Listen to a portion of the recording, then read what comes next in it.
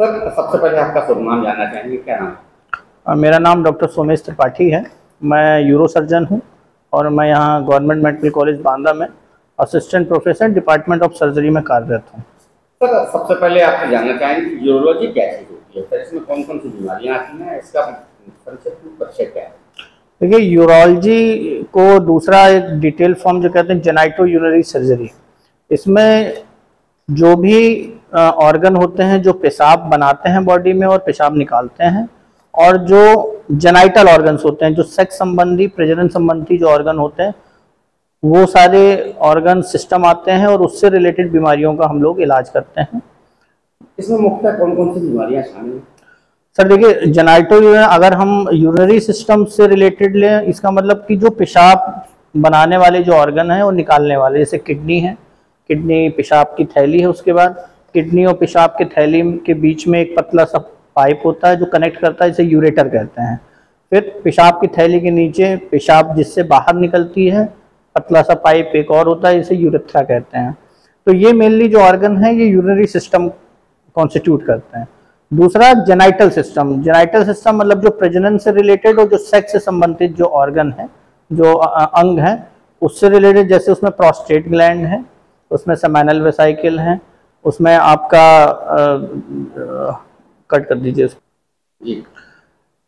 जो प्रजनन से रिलेटेड ऑर्गन या सेक्स से संबंधित जो अंग हैं, जैसे कि प्रोस्टेट ग्लैंड है, सेमिनल वेसिकल है, टेस्टिकल्स हैं, वृषण जिनको कहते हैं, और लिंग, इन संबंधित सेक्स से रिलेटेड और इन ऑर्गन से संबंधित जो बीमारियां होती हैं उसका हम लोग इलाज करते हैं, और उसका मेडिसिनल और सर्जिकल दोनों इलाज करते हैं।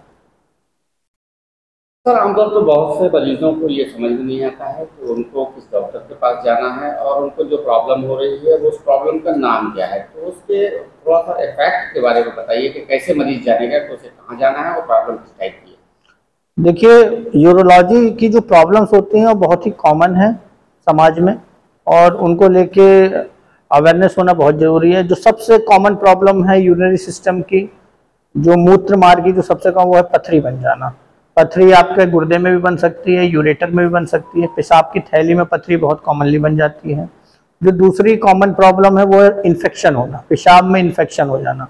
पेशाब में अगर बार बार इन्फेक्शन हो रहा है, अगर साल में 3 बार से ज़्यादा इन्फेक्शन हो रहा है, या 6 महीने में 2 बार से ज़्यादा इन्फेक्शन हो रहा है, तो इसका मतलब कि वो कहीं कॉम्प्लिकेटेड, और उसमें आपको यूरोलॉजिस्ट को दिखाना चाहिए। तीसरा जो बहुत कॉमन है वो है प्रोस्टेट की प्रॉब्लम। प्रोस्टेट की प्रॉब्लम जो होती है जनरली, उसमें पेशाब बहुत जल्दी आती है, रात को बार बार पेशाब करने जाना पड़ता है, पेशाब के रास्ते खून भी आ सकता है, पेशाब में जलन हो सकती है, पेशाब में जोर लगाना पड़ सकता है, या पेशाब रुक रुक के आती है, पेशाब की नली का सिकुड़न हो जाना जिसको हम यूरेथ्रल स्ट्रक्चर बोलते हैं। ये कॉमन प्रॉब्लम है यूरिन सिस्टम से रिलेटेड। क्या इन मर्जों में कोई उम्र जरूरी है या किसी को भी हो सकती है? सर, बहुत अच्छा सवाल आपने किया। देखिए, यूरोलॉजिस्ट छोटे बच्चों से लेके बुजुर्गों तक का इलाज करते हैं, और यूरोलॉजी प्रॉब्लम छोटे बच्चों से लेके बुजुर्गों तक में होती है। जैसे कि मैं आपको फॉर एग्जांपल बताऊं, छोटे बच्चों में बहुत कॉमन प्रॉब्लम है लिंग का टेढ़ापन होना, पेशाब का सही रास्ते से ना निकलना, या जो पेशाब की जो लिंग की जो चमड़ी होती है वो पूरी तरीके से नहीं खुलती है, बंद हो जाती है, उसकी वजह से बच्चे को पेशाब करने में दिक्कत होती है, और उसकी वजह से माँ बाप, कभी कभी पेशाब भी रुक जाती है तो माँ बाप घबरा के डॉक्टर उसको दिखाने के लिए आते हैं। बच्चों में रिफ्लेक्स डिजीज होती है। बच्चों में कभी कभी क्या होता है कि किडनी और यूरेटर के बीच में रुकावट आ जाती है, इसको पीयूजे ऑब्स्ट्रक्शन कहते हैं।